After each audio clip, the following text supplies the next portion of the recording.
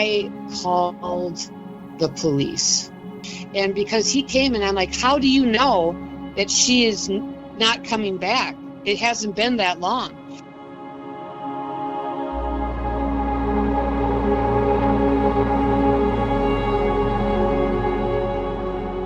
You're listening to Dakota Spotlight, a production of Forum Communications.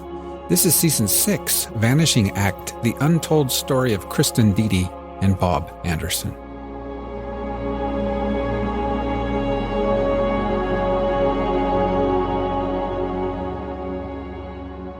To see articles, photographs, videos, and more about this season, visit inforum.com/Dakota Spotlight.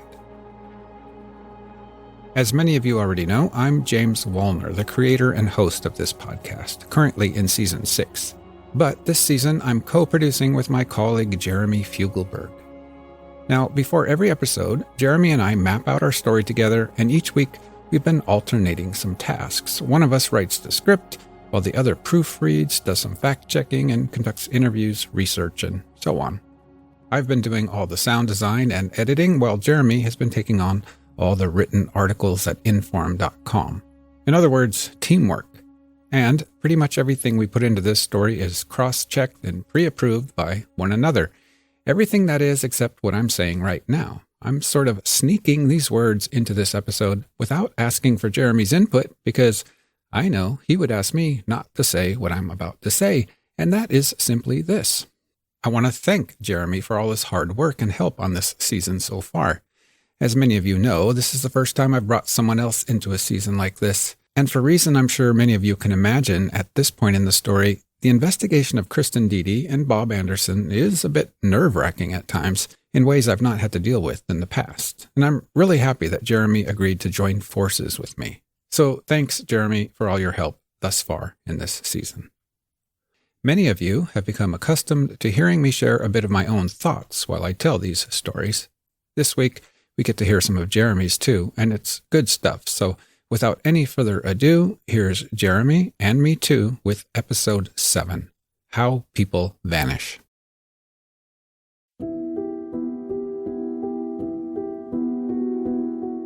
I remember the first time I learned about Kristin Diede and Bob Anderson. It was just last year, after James reached out, seeking assistance with this important season of Dakota Spotlight. I didn't know anything about Kristin and Bob, or about their families, their upbringings, their joys, their hopes, their fears, their dreams.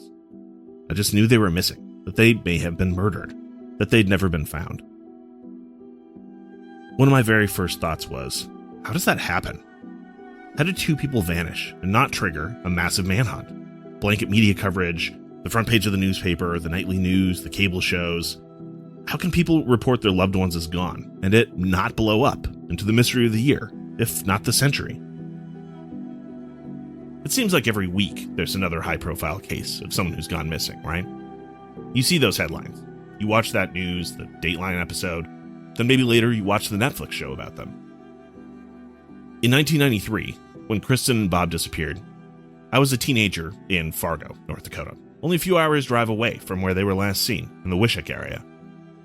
I don't remember ever hearing anything about them. Nobody in my life talked about them. It wasn't in the news. It wasn't on TV. I think my background is a big reason I had that big question right up front.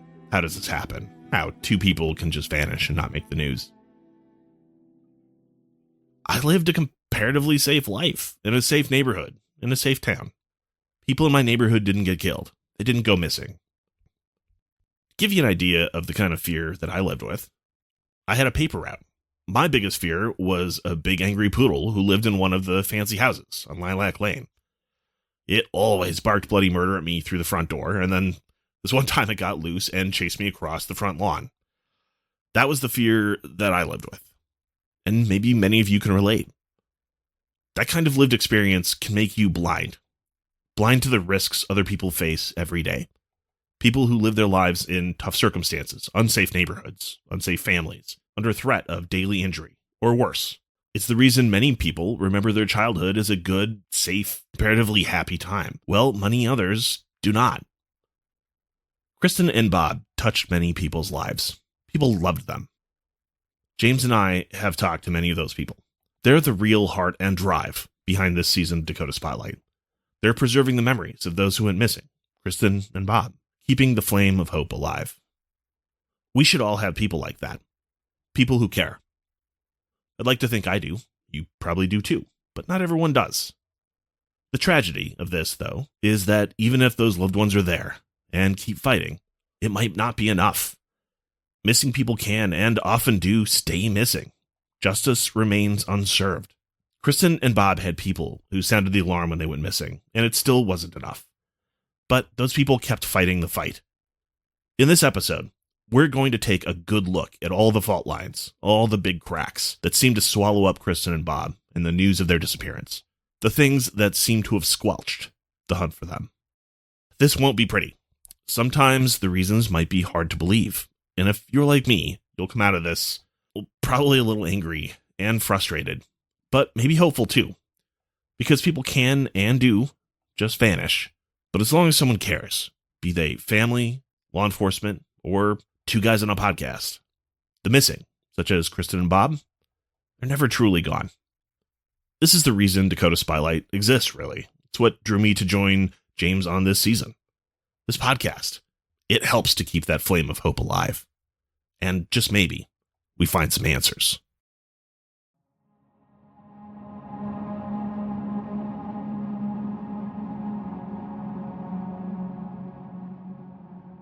There's a big important thing to remember as we dig through why Kristin and Bob's disappearance didn't make more waves. Maybe the biggest factor in all of this, and that's who they were. Or rather, who they weren't. James talked to Susan about this. If you recall from previous episodes, she's the former executive director of the Cornerstone Domestic Violence Agency in Bloomington, Minnesota. Susan and her staff were important allies for Kristin as she broke away from Clyde. They have, perhaps more than anyone else, over the last 3 decades, made sure her disappearance isn't forgotten. Here's James with Susan. It's funny, you come across people, like a lot of my listeners, who have that one thing in common, like how can people not be looking for someone, even if it's a stranger? And that almost bothers them more than the fact that the person is missing, almost, that no one is looking. Well, think of how, it was a very unfortunate set of circumstances for Kristin and Bob, but think of the hundreds of Indigenous women that disappear. Nobody looks for them. How devastated are their families? That, to think that the subconscious bias is that certain people don't deserve that kind of commitment, that kind of energy, because they're just Indian women, and they're just black women, and they're just poor white trash, and who cares about them? We treat people differently in this country based on a whole set of factors, but race and economic status. If you're poor, you don't matter.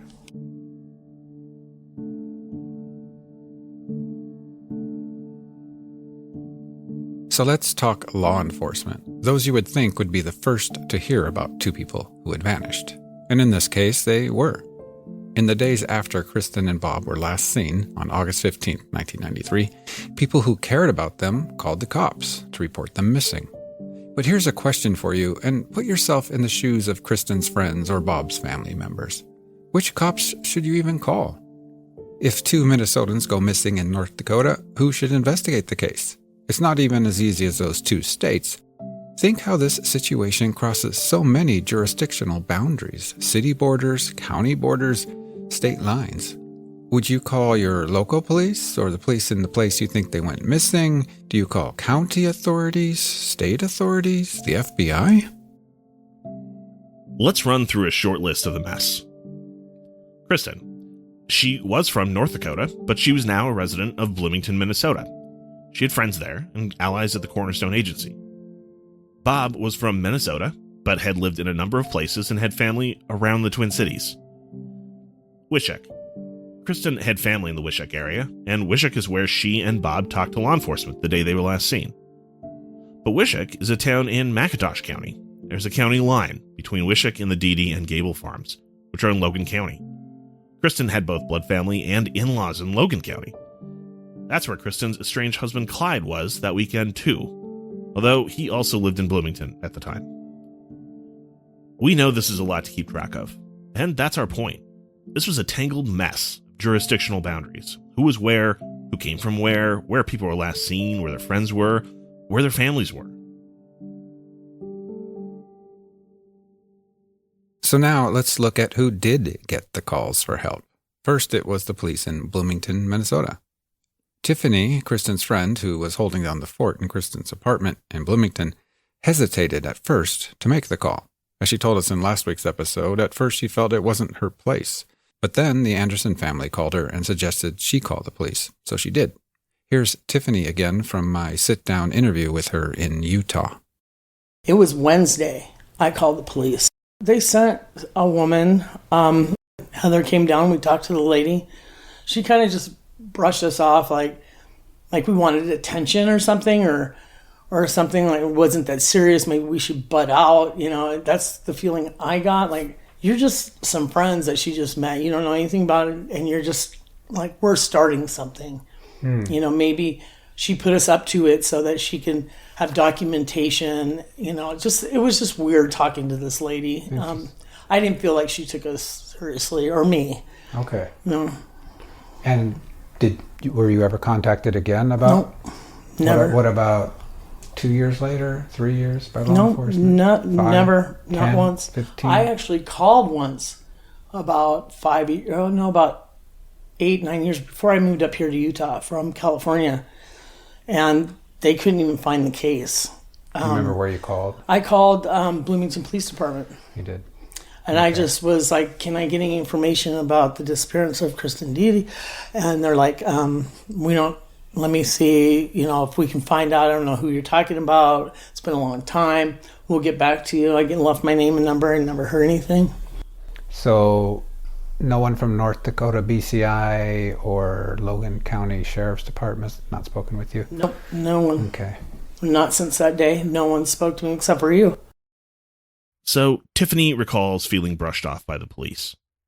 I'm not going to argue that. But it's quite clear the report was taken seriously. Linda Miller appears to have been the Bloomington police officer assigned to this case. We tried several times to interview Linda and never heard back from her. But Susan, at the Cornerstone Shelter, she remembers Linda's dogged and collaborative approach to the case.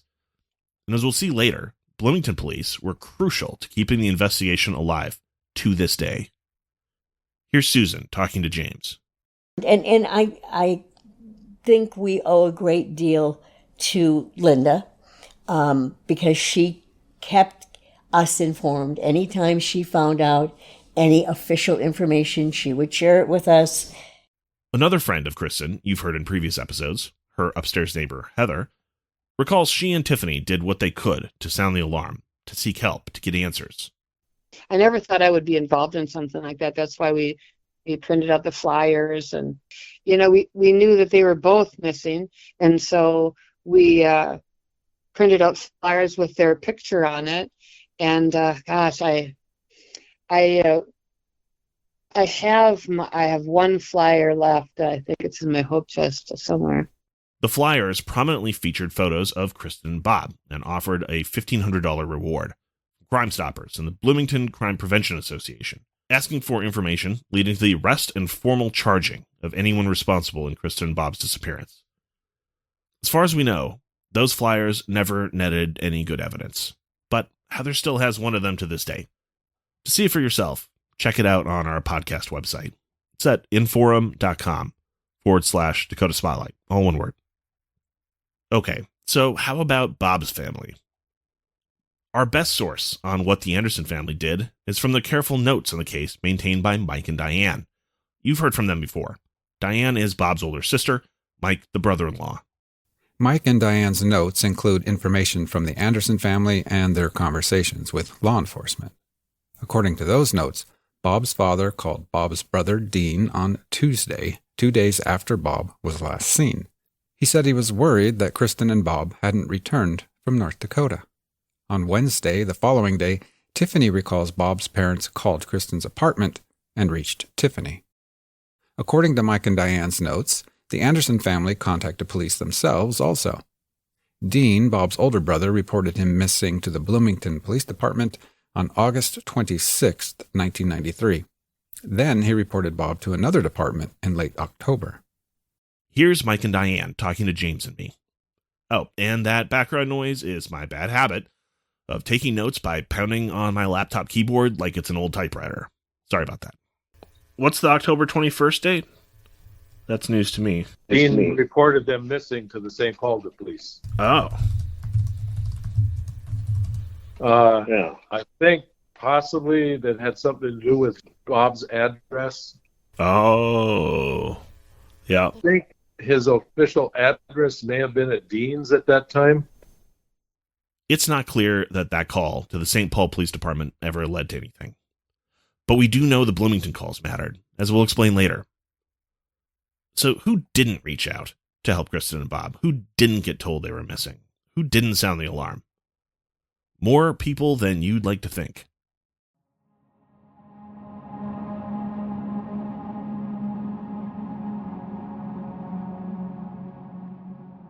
Welcome back. Kristin's friends and Bob's family in Minnesota alerted local authorities after the two disappeared, reporting them to 2 different local police departments. That much we know. But as best as James and I have been able to figure out, no local or state law enforcement in North Dakota got a similar report. Nobody there heard about Kristin and Bob going missing from the Wishek area until late 1994, more than a year after they'd vanished. How can that be? It's actually pretty simple. Nobody in North Dakota reported them gone. And as best as we can tell, none of the police in Minnesota who got the missing persons reports contacted North Dakota law enforcement either. That is, until many months later. We'll tell you about that in a bit. So what about family? Kristin's family, the Gables, or even her estranged husband, Clyde, or his parents, Kristin's in-laws. Did any of them call to report her missing? No, and no. We can come up with some reasons why, but they still fall short for us as good reasons. So let's call them explanations. Let's see what you think. Let's start with Kristin's family, the Gables. It seems pretty clear that Kristin was the black sheep of that family. She'd changed her name twice and moved far away. She was back that way in August 1993, so I bet they didn't expect to see her again anytime soon, but there's a different reason why they may not have expected to hear from her for a very long time. I've interviewed Kristin's sister, Sandra, a couple of different times. She recalls it was Clyde who barred Kristin from speaking with her parents. She hardly talked to my parents. She couldn't. Clyde wouldn't allow it. Oh, really? I didn't know that. Clyde didn't like her associating with you guys? No. According to Sandra, this was due to an earlier spat between the Diede and Gable families over Sandra and Kristin spending time with Clyde before he and Kristin got married. But regardless of the earlier disagreements, by August of 1993, Kristin sure didn't seem to be following Clyde's orders anymore, did she? Remember, she'd filed charges against him for domestic abuse, and he was charged for it. She was dating Bob, going out and having fun, changing the way she dressed. So you would think she'd be able to call her family back in Wishek if she wanted to. And it should have been clear to the Gables she could do so. So weeks turned into months, then a year. If you're the Gable family, wouldn't you start to wonder why you haven't heard anything at all from Kristin? Wouldn't you wonder what she's up to, where she is? And if she doesn't answer any phone calls, well, then what? Here's a clip from my interview with Kristin's sister, Brenda, and Brenda's daughter, Sherry, in October of 2021. We're standing outdoors in front of the Gable home in Wishek. See, the family was on a following out period at that time. Oh. So she was on a following out period at the time. So she wasn't really talking to none of us. Gotcha. So we don't know much. So you guys didn't see her that weekend when she came No. back? No.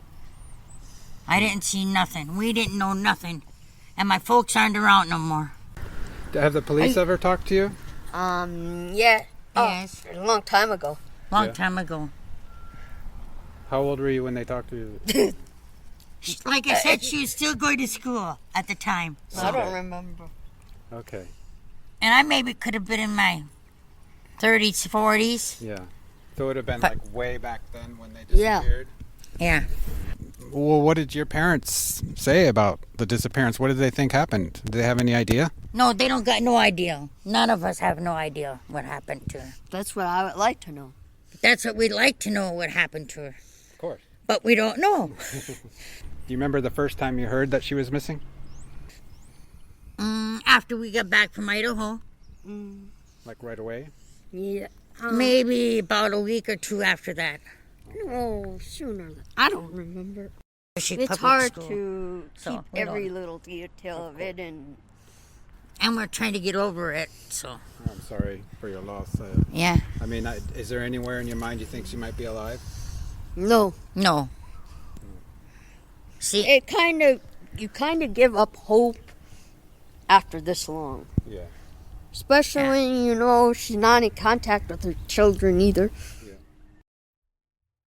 Now, we don't mean to imply the Gable family did not care that Kristin had vanished, but we don't have any evidence they raised any alarms with local or state authorities.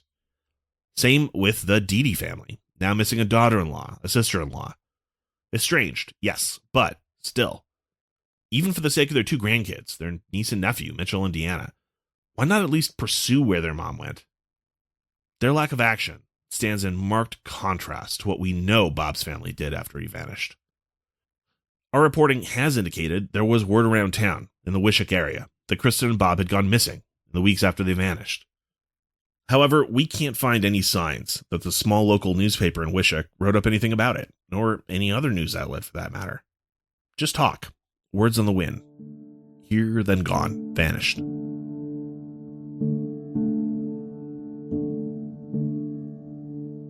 Now the van, Bob's van. From our last episode, you'll recall that Bob's Dodge van was reported in Aberdeen, South Dakota, 5 days after they were last seen. It was abandoned in a parking lot 100 miles away from Wishek, and curiously, it had been stripped of its license plates and scrubbed of its VIN identification number. You'll remember that the van was reported to the police, but it doesn't seem the vehicle triggered a hunt for its owner, or if it did, and they figured out it belonged to Bob, no alarms were raised when they couldn't get in touch. Like I pointed out in the last episode, based on what law enforcement told Bob's family members, Aberdeen used the vehicle as a city service vehicle, with apparently no idea it was likely a crucial piece of information into what happened to two people missing in North Dakota. Another opportunity to connect the dots was lost. Here's Susan again. They just disappeared. You know, and what happens when I think to people like domestic violence advocates, they think, well, where did she go? There's a well on the farm. Maybe they know. I mean, you go to such extraordinary kinds of things just trying to figure out what happened. And I will say that when they discovered the van in South Dakota, that was an aha moment. And the fact that the van had been sitting in a parking lot for an indeterminate amount of time, that the police did not know that it was part of a missing persons report, the fact that the VIN number didn't match the license plate number, and that the police used the vehicle for a surveillance van, compromising any evidence that, and it was just so frustrating because there probably, well, I shouldn't say that, there might have been evidence in that van that a homicide had been committed. Yes. Regardless of whatever. Regardless of who killed them. Yes. So, how about Clyde, Kristin's estranged husband? As far as we can tell, he never contacted authorities either. From our reporting, it seems he told people he believed Kristin had run away with Bob, away from her kids, away from her friends, away from her life. It's a claim he repeated when I interviewed him last month on a bad phone line. So that weekend, what do you think happened to her? I've heard lots of different stories, I guess, since we've been reporting on this. To the best of my knowledge, she left with her boyfriend. Left from just what do you mean left? I guess. Well, from her previous life, I don't know. Like left, like just drove away, or where do you took? As in took off. Oh, like left. From, right. Okay. But again, how do you not wonder after a while? Don't you want to know if the mother of your children left 2 kids with you and ran off? Or maybe where she was? Or think of the kids. It seems likely that they're 2 kids, Mitchell and Deanna, aged 9 and 6 at the time. Well, they should have been old enough to wonder what happened to their mother, right? Mitchell has passed, as we told you in a previous episode, and Deanna has rejected requests to speak with us. But here's what Clyde said on that question. What he told his kids, or didn't tell them, about their missing mother, Kristin. They were pretty young at that time. What did you tell them, or how did you talk to them about where their mom went?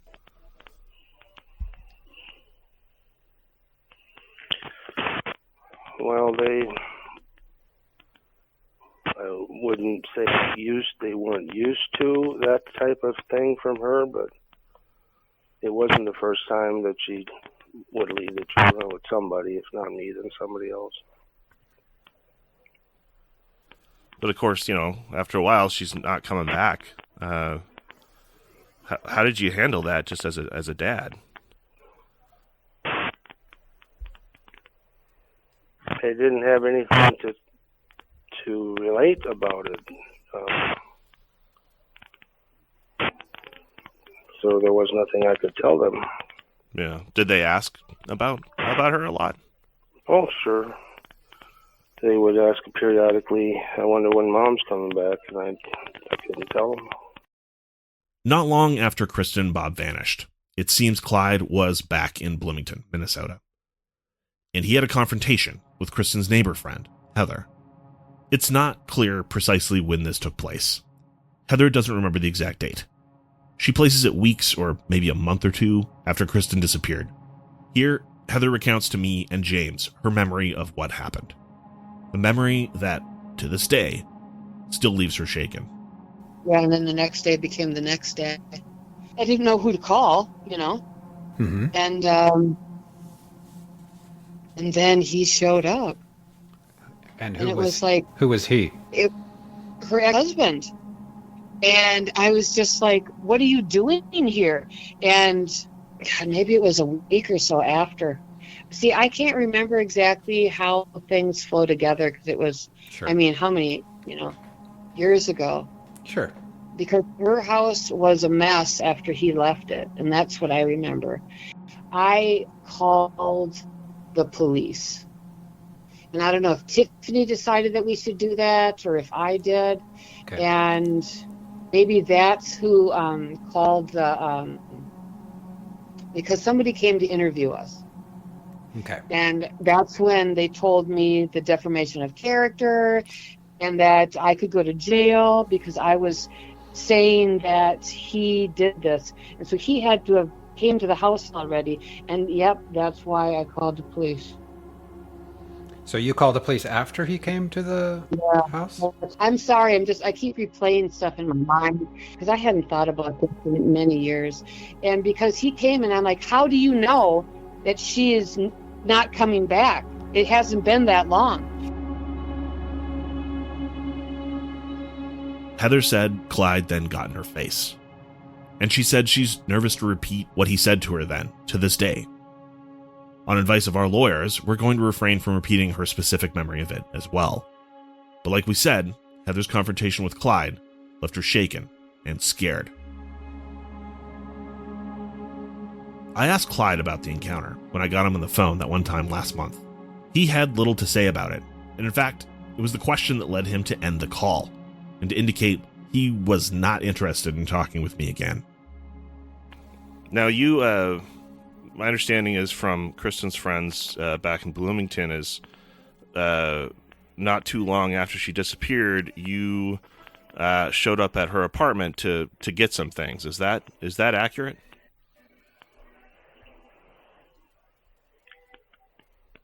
A truck that belonged to me.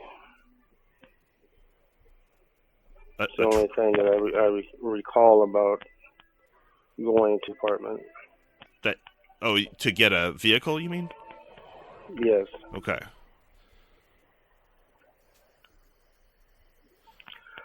So, I am working. This is taking quite a while. Okay. Could I call again another time when it would be more convenient for you? No.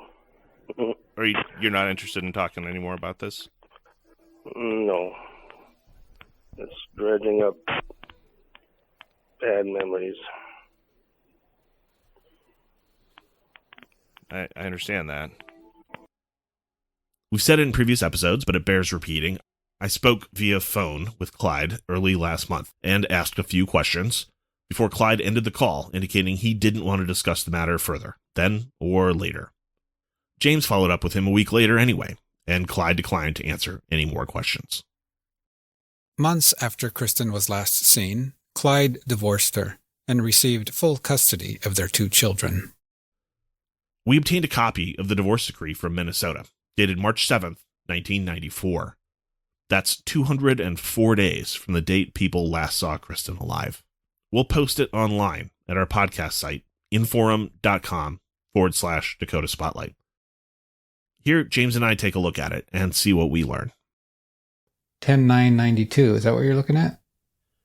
Yes. So, if you recall, they stipulate, and this would presumably be Clyde. The divorce was granted in Hennepin County, Minnesota, but March 7th, 1994 was the end of the process, not the beginning. The records say Kristin and Clyde had separated on September 28th, 1992. 11 days later, Clyde filed for divorce. The divorce proceedings continued into 1993. Just about the time Kristin and Bob vanished in August, court records show the judge in charge of the proceedings ordered a visitation study to help figure out child custody arrangement, a common procedure when custody is contested. It was a process that could take months.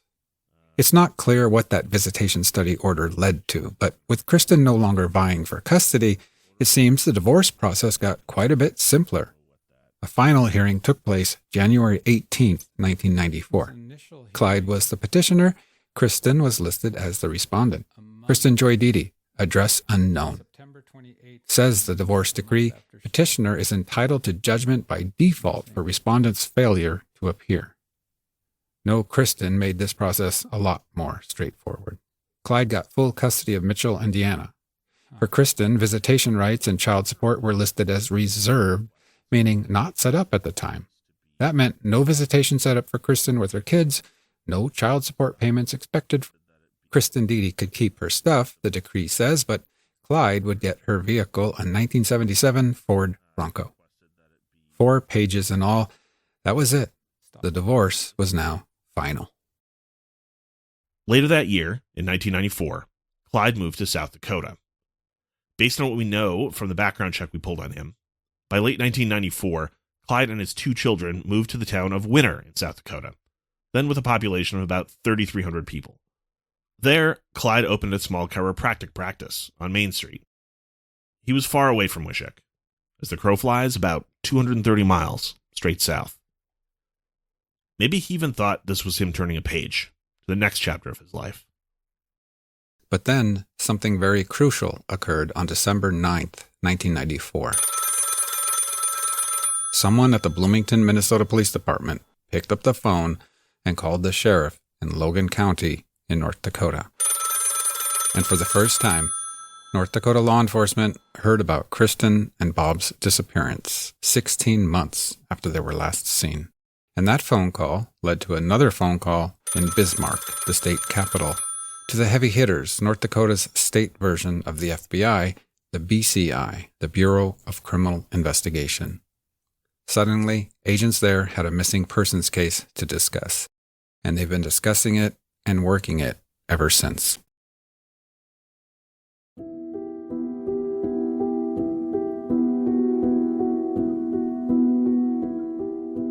I'd like to say a final personal note. It's something, a mindset we've held closely to while working on this season, and I want to tell you about it.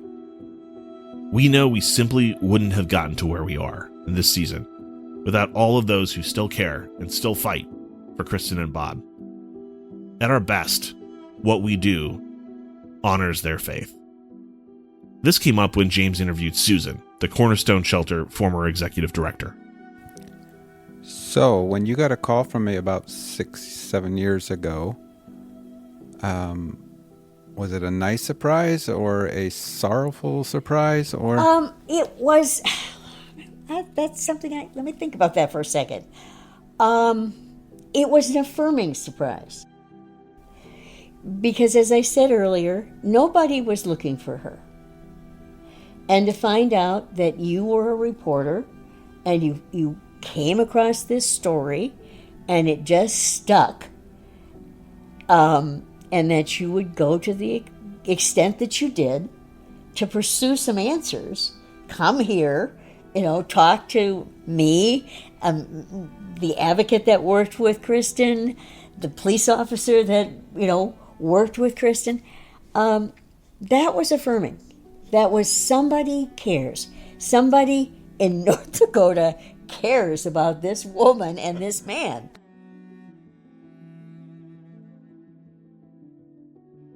James and I at Dakota Spotlight are honored to follow in the footsteps of Kristin's friends, her allies at Cornerstone, and Bob's family. They've all kept the flame alive.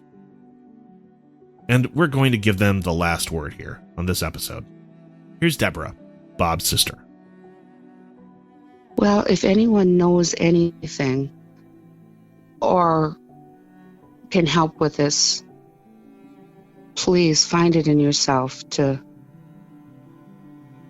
do what you would want done for your loved one. And I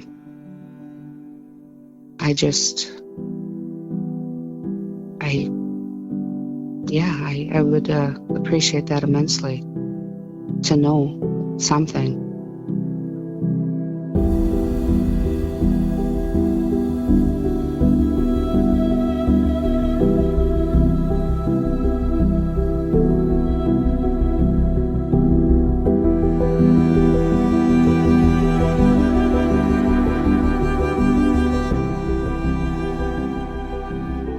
Still yet to come on future episodes of Season 6, Vanishing Act, the untold story of Kristin Diede and Bob Anderson.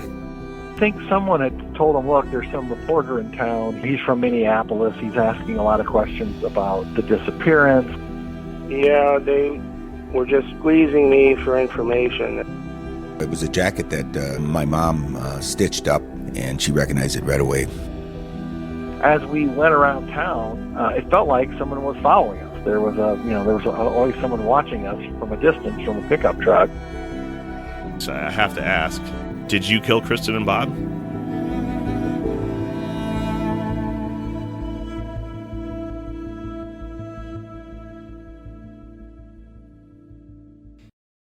Dakota Spotlight is a production of Forum Communications. Remember, the investigation into what happened to Kristin and Bob remains an open case. Everyone is innocent until proven guilty in a court of law. If you have any information about this case, contact law enforcement at the Logan County, North Dakota Sheriff's Office. The number is 701-754-2495. If you like this show and want others to discover it, please consider leaving us a review and rating on Apple Podcasts. And why not join the Dakota Spotlight Facebook group? Just search Dakota Spotlight on Facebook.